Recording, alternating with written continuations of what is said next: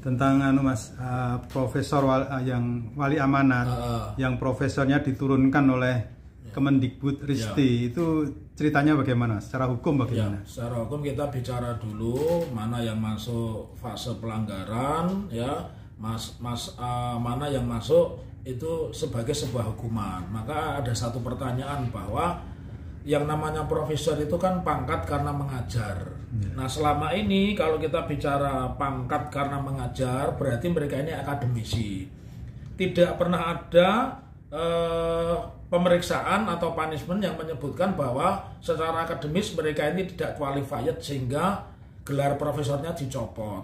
Maka kalau Anda mengajukan pertanyaan seperti itu, saya mengatakan secara material maupun formil pencopotan gelar akademik dua profesor yang dulunya ketua dan wakil ketua Majelis Wali Amanat itu sebuah dendam politik saja. Jadi ini masih ekses sejujurnya, masih ekses dari kekalahan pemilihan rektor, ya, yang sudah selesai dan 8 April 2023 harusnya pelantikan.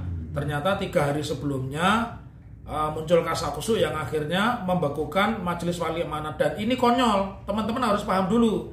Ketika ketika calonnya rektor itu gagal, calon rektor yang versinya pemerintah itu gagal, itu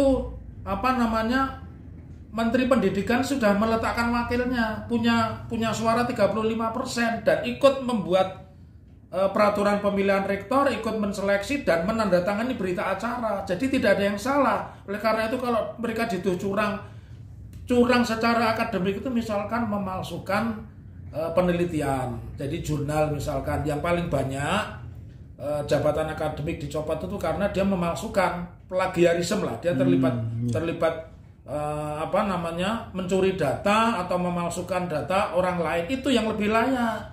Jadi ini murni karena faktor-faktor politik. Maka tadi saya mengatakan nggak ada sisi material maupun formal yang bisa mencopot gelar profesor mereka. Lagian itu penghinaan banget loh, karena mereka diturunkan menjadi pelaksana. Pelaksana itu karyawan.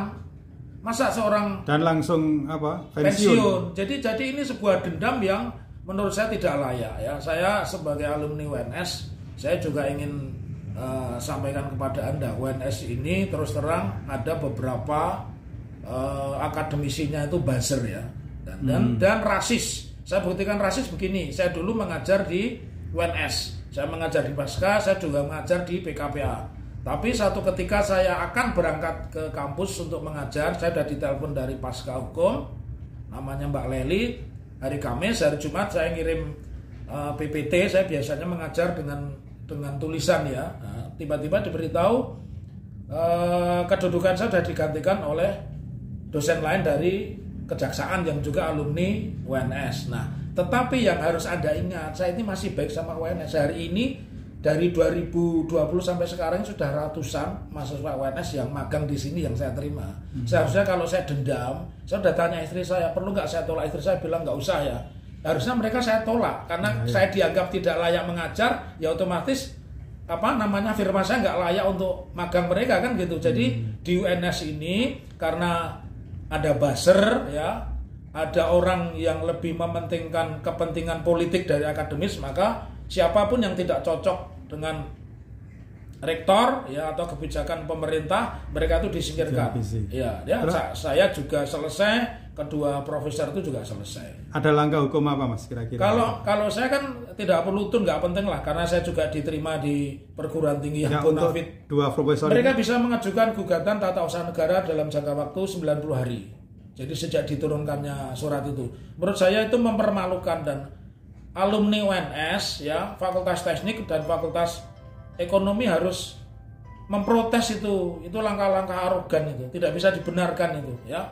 Jadi dua profesor sudah menghubungi Mas Taufik nggak? Belum, saya belum menghubungi. Cuman menurut saya itu ekses dari pemilihan rektor. Sekali lagi tidak ada kegiatan atau pelanggaran akademik yang dilakukan oleh kedua profesor sehingga tidak layak mereka untuk dicopot. Terima kasih, Mas.